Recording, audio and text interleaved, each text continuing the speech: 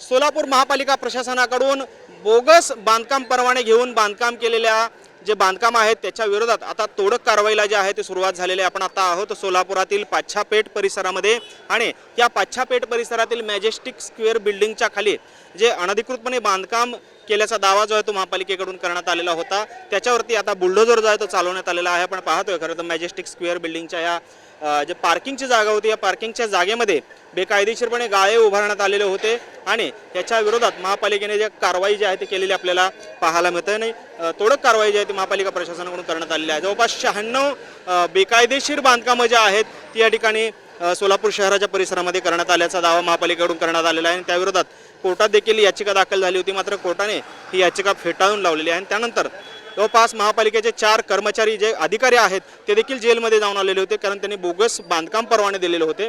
मात्र इथल्या स्थानिकांचं नक्की काय मत आहे, त्यांचे गाळे जे आहेत जे तोडले गेलेले आहेत त्यांचं काय मत आहे, काय तुमचं मत आहे? हे गाळे तुमचे होते आणि तुमचा काय दावा आहे, काय म्हणता?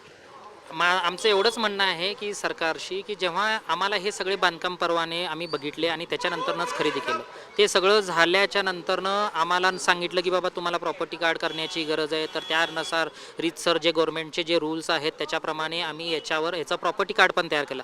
फक्त गाळ्यांचं नाही, पूर्ण बिल्डिंगचे जेवढे काही रहिवासी आहेत ह्या सगळ्यांनी आपल्या प्रॉपर्टी कार्डची नोंदी केली आहे। आता त्यावेळेस ज्यावेळेस आपल्याला टॅक्स घ्यायचा आहे तर त्यावेळेस पुढाकार घेऊन ह्याचं तुम्ही समोर येता आणि ज्यावेळेस सामान्य नागरिकाचं जेव्हा तुम्हाला म्हणणं ऐकून घ्यायचं आहे तर त्यावेळेस तुम्ही म्हणता हे तुमचं जर तुम्ही कोर्टात जावा, तुम्ही हे जावा, तुमचा आदेश फेटाळलेला आहे।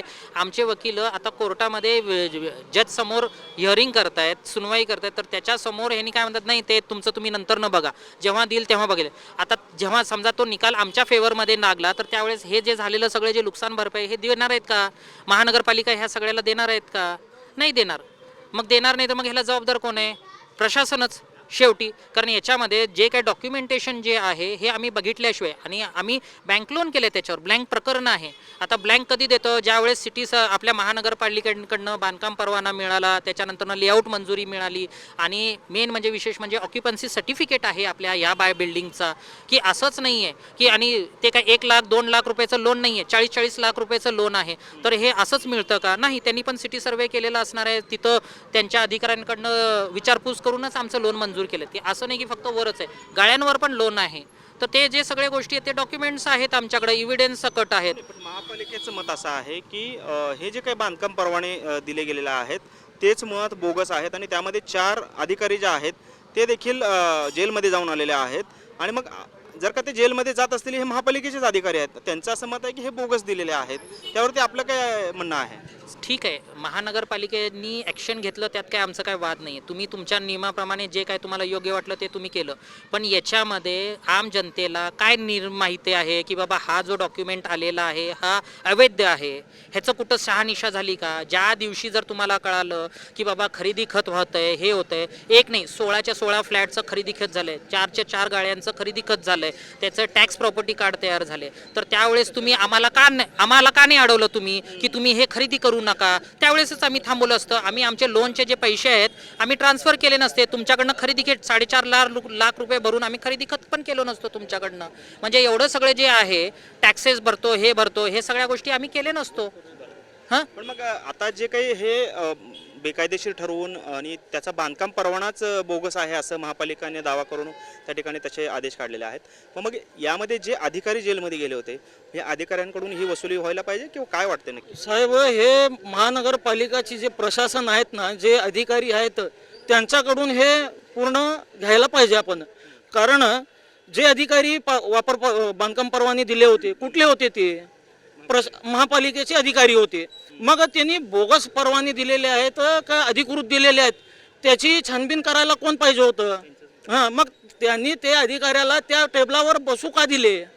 हां, कॉर्पोरेशनमधूनच ते महानगरपालिकामधूनच ते सगळं झालेलं आहे की। आणि जेव्हा परमिशन घेतलं त्यावेळेस कॉर्पोरेशनचे जे आयुक्त असते त्यांच्या अकाउंटवर पैसे जमा झालेले आहेत वापर परवान्याचे, बांधकाम परवान्याचे। मग हे अनधिकृत कसं काय त्यांनी ठरू शकतात? त्यांचे जे अधिकारी आहेत त्यांनी कुठंतरी चोरी करून सापडलेले आहेत, ते आतला जे कारोबार आहे ते त्यांना माहीत आहे आणि कोण कुणाला वाचवण्यासाठी हे सगळं बोंगडा कारोबार केलेला आहे तर हे सगळ्यांना माहीत आहे. जर हे कारोबाराचा तुम्ही परिणाम सर्वसामान्य लोकांवर जर घालत असेल, सर्वसामान्य लोकांना भोगावं लागत असेल, तर प्रशासनचे जे महानगरपालिकाचे जे आयुक्त आहे त्यांनी हे चुकीचं केलेलं आहेत. आणि जेवढे पण तिकडचे अधिकारी आहेत, आता कालच बघितलं आपण एक कॉर्पोरेशनचा जे अधिकारी होता छाती टोकून जे हे करत होता अतिक्रमण केलेले गरीब लोकांचे जे वस्तू आहेत ना, स्क्रॅप चोरताय हो तुम्ही. स्क्रॅप चोर आहे तुम्ही, स्क्रॅप चोर. तुमचं काय तुमचं स्वतःचं गाव आहे का आणि काय तुमचं म्हणणं आहे? तुमचे वडीलच आहे. आपण पाहतोय खरं तर पाच्छापेठेतील हे जे मॅजेस्टिक स्क्वेअर बिल्डिंग आहे त्याचं जे तळमजला आहे जे खरं तर पार्किंग असायला हवं होतं, मात्र त्या ठिकाणी गाळे काढल्याचा दावा महापालिका प्रशासनाने केला आणि त्यानंतर ही तोडक कारवाई जी आहे ती केलेली आहे. त्यामध्ये मात्र महापालिकेच्या अधिकाऱ्यांनीच आम्हाला परवानगी दिली, त्या संदर्भातले बांधकाम परवाने असतील, वापर परवाना असेल, त्याचबरोबर जे कर आहेत ते भरून घेतले. मग हे अनधिकृत कसे असा सवाल जो आहे तो आता हे ज्यांचे गाळे होते ते गाळेधारक व्यक्त करताना आपल्याला पाहायला मिळते. त्यामुळे महापालिका प्रशासन असेल किंवा कोर्ट नक्की काय निर्णय देते हे पाहणं देखील महत्त्वाचं ठरणार आहे. कॅमेरामन विनोद उमनाबादकरसह सागर सुरवसे, TV9 मराठी, सोलापूर.